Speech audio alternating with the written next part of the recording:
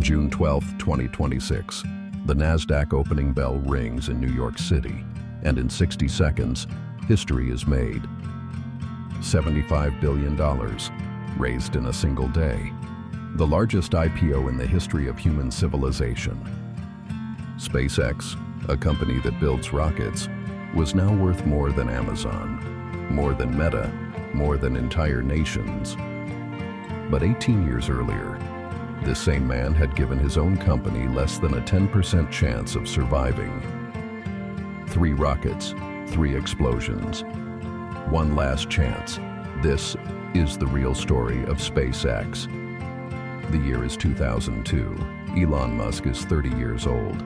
He has just sold PayPal to eBay for $1.5 billion. His cut, $180 million. Most people would have retired. Musk flew to Russia. He wanted to buy a rocket.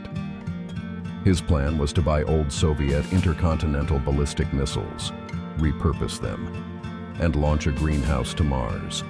A publicity stunt to reignite public interest in space. The Russians were not impressed. They quoted him $8 million per missile. One engineer reportedly spat on his shoes. On the flight home, something shifted. Musk opened a spreadsheet on his laptop and began calculating the cost of building a rocket himself. The raw materials for a rocket were only 3% of what aerospace companies were charging. The rest was margin, bureaucracy, waste. Musk saw an opportunity no one in the industry could see, because everyone in the industry was too deep inside it. In May 2002, in a 3,000 square foot warehouse in El Segundo, California, Musk founded Space Exploration Technologies Corporation, SpaceX. He invested $100 million of his own money and gave himself a generous self-assessment, a 10% chance of success. His first hires were young engineers who had never built a rocket, because nobody experienced would join him. He personally interviewed the first 3,000 employees, mostly fresh graduates, no family commitments, people who could work 16-hour days and meant it.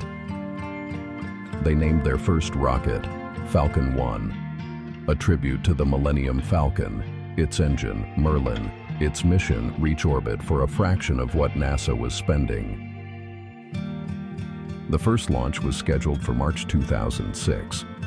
On a remote atoll in the Marshall Islands, the middle of the Pacific Ocean.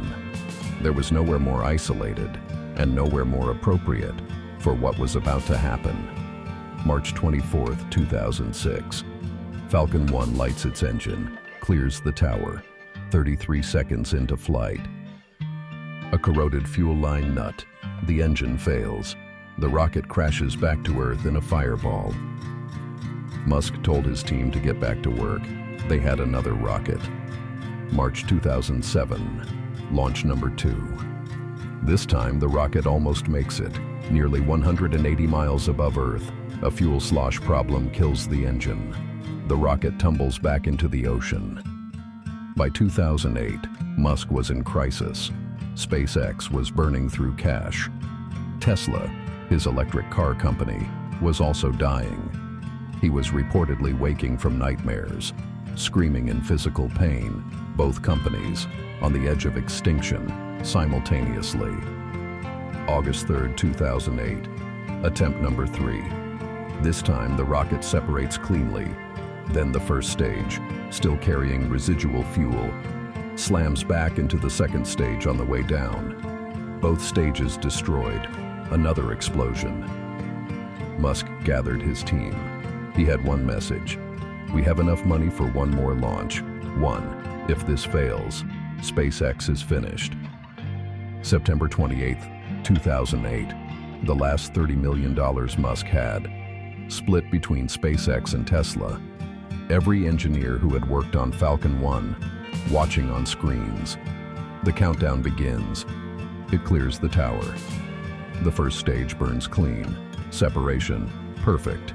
Second stage ignites, and 9 minutes and 31 seconds after liftoff, Falcon 1 reaches orbit. The first privately funded liquid fuel rocket in the history of humanity. to reach Earth orbit. Musk, speaking to his team afterward, was barely able to finish a sentence. He had given his company a 10% chance. Fate had liked them that day. In 2015, SpaceX did something no one thought was possible. They landed a rocket, after launch, upright, to be reused. The aerospace industry had used disposable rockets for 60 years. SpaceX made them obsolete in a single afternoon. But the real transformation was hiding in the sky: Starlink. A constellation of over 9,000 satellites, beaming high-speed internet to the most remote corners of Earth. Ukraine's military used it on the battlefield. Remote villages in Africa connected for the first time. Airlines, militaries, emergency responders. By 2025, Starlink was 61% of SpaceX's entire revenue. The rockets were just the delivery system. Then, in February 2026, Musk made his most audacious move yet. SpaceX merged with xAI, his artificial intelligence company, valuing the combined entity at $1.25 trillion. The logic was breathtaking in its ambition. SpaceX has rockets to reach orbit cheaply. Starlink has a global satellite network already up there. xAI has the artificial intelligence. The plan: orbital data centers, computing power in space, beamed down to Earth. Every AI company on the planet, renting from SpaceX satellites. SpaceX told investors its total addressable market was $28.5 trillion. $26.5 trillion of that was artificial intelligence alone. This was no longer a space company. This was an attempt to own the infrastructure of the future. June 12, 2026. The Nasdaq opening bell, 555 million shares, priced at $135 each. By the close of day one, the stock was at $161. Within 4 days, it hit $225. SpaceX had crossed $2 trillion in market capitalization, bigger than Amazon, bigger than Meta, the fifth most valuable company on Earth. For the first time in history, everyday people could own a piece of SpaceX.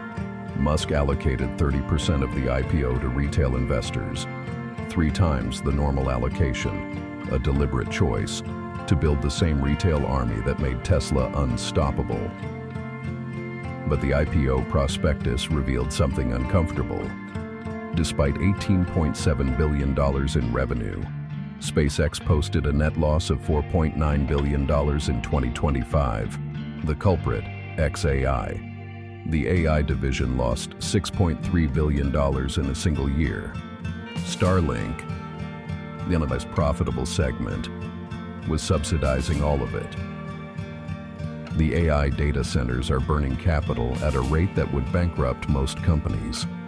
The rockets are funding the AI. The AI is the bet. And if the bet fails, there is no safety net large enough to catch it. Then there's Starship, the 408-foot rocket that everything depends on. The internet expansion, the moon missions, the Mars dream, the orbital data centers. All of it requires Starship to work reliably, repeatedly, cheaply. Musk himself warned if Starship doesn't fly every 2 weeks, SpaceX faces genuine risk of bankruptcy.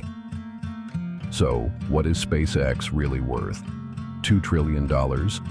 Or is this the most expensive bet ever placed on a single human being's vision? The answer depends on one thing: whether Elon Musk can do what Elon Musk has always done: attempt the impossible, fail publicly, from a corroded fuel nut on a remote Pacific island to the biggest IPO in human history. From a man who got spat on in Moscow to the only trillionaire on Earth. The story of SpaceX isn't a business story. It's a bet on what human obsession can build when it refuses to accept the odds.